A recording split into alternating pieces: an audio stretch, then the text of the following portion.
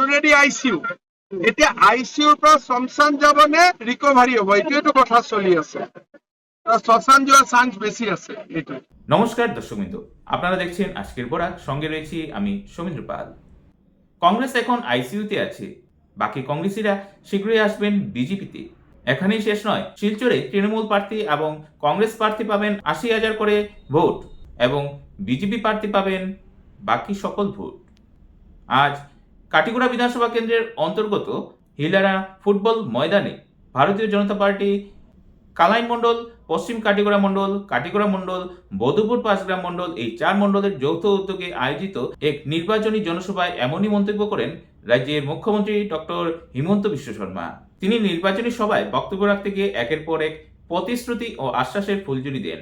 লোকসভা নির্বাচনের পর প্রত্যেক ঘরে অরুণোদয় প্রদান করা হবে। রাজ্য সরকার নতুন করে আরো ৫০,০০০ বেকার যুবক যুবতীদের চাকরি প্রদান করবে।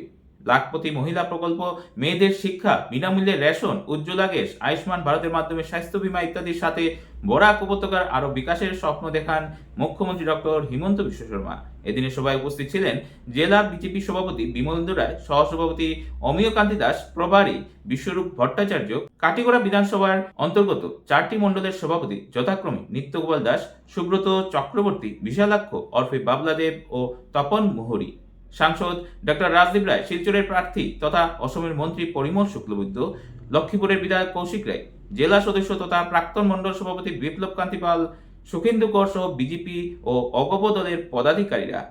এদিনে নির্বাচনী জনসভায় অন্তত ১৫,০০০ কর্মী সমর্থক উপস্থিত ছিলেন।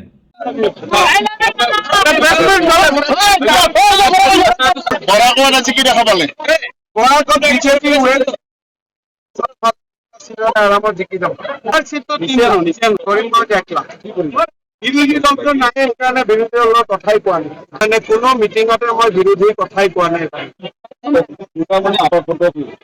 অসমত কোনো বিৰোধী দল আজিৰ দিনত নাই, যি আছে মাৰ্জিনেল। গতিকে তেওঁলোকৰ কথা কৈ পাব্লিচিটি দিয়াৰ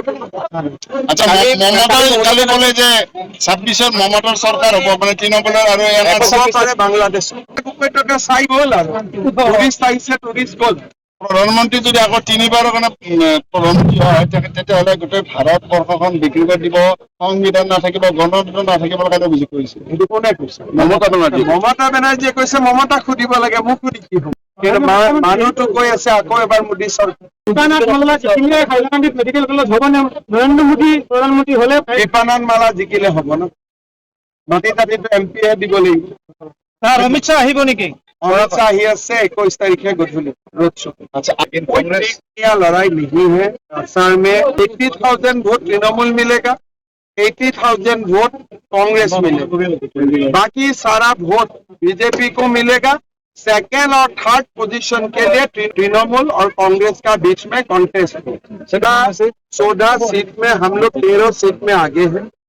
बाकी थोड़ा मैं नेक्स्ट वीक धुबरी में जाऊंगा, अब धुबरी का पता लगेगा, लेकिन अभी हम लोग 13 सीट में आगे। मुस्लिम हिंदू की আছে, সবেই তো ভোট দিয়ে আছে। এইবাৰ আমি তো ডাইৰেক্ট কৈ আছো যে মুছলিম মানুহৰ যি সুবিধা আছে হিন্দুও একে পাই আছে, হিন্দুৱে যি সুবিধা পাই আছে মুছলমানেও পাই আছে, আৰু মুছলিম মানুহেতো বেছি সুবিধা পাই আছে। মুছলিম ছোৱালীবিলাক তালাক বন্ধ হৈ গ'ল, চাইল্ড মেৰেজ বন্ধ হৈ গ'ল, গতিকে এইবাৰতো আমাক চবেই ভোট দিব। ভাল হ'ব। আৰু UCC মানে UCC মানে হৈছে যে একটা পুৰুষ একটাকে বিয়া কৰা, এইটো কি বেয়া কথা? এইটো মানুহ ভালেই পাইছে, এইটো কোনো আপত্তি নাই। আরে সব মুছলিম মানুহ তাৰ ছাপোৰ্টত আছে। আমিতো ডেইলি মুছলিম মানুহ লগ পাই থাকো নে? কৰিমগঞ্জ হাইলাকান্দিত হেণ্ডশেক কৰি মোৰ অৱস্থা 90% তো সাউথ কৰিমগঞ্জৰ মিটিঙতো 90% মুছলিম মানুহে হেণ্ডশেক কৰিলে। আৰু হাতটো কি হৈ গ'ল চাই সংবিধান ইমান বিৰোধী লৈ কিয় টেনশ্যন খাই আছে? যি পাৰ্টি জিকিব তাৰ কথা কওক না, যি পাৰ্টি হাৰিব তাৰ কথা কিয় কয়? চৌধুৰী এজন উকিল মানুহ, যদি EVM ৰেকৰ্ড কৰিব, EVM যদি তেওঁ মেনিপুলেট কৰিব খোজে, তেতিয়াহ'লে তেওঁ জানিব যে দিল্লীত মোদীৰ চৰকাৰ আছে, দিছপুৰত হিমন্ত চৰকাৰ আছে, তাৰ হাতটো ইলেক্ট্ৰিক শ্বক লাগি যাব, টাচ কৰিলে শ্বৰ্ট লাগি যাব ইলেক্ট্ৰিক শ্বক। স্যাৰ যে ভূপেন বৰা ডাঙৰীয়া বিজেপি লৈ আহিব কেতিয়া আহিব? 2025 চব আহিব অলৰেডি। তো এতিয়া ICUত গৈছে, ICU আৰু মৰাৰ মাজত গেপ কিমান দিন? Already ICU।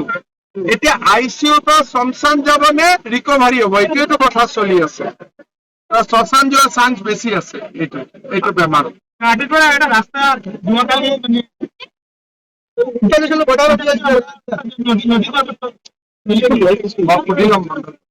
মানে প্ৰায় আপোনালোকে বেলেগ ফুটেজ হয় আমাৰ লগত আছে। মোবাইলত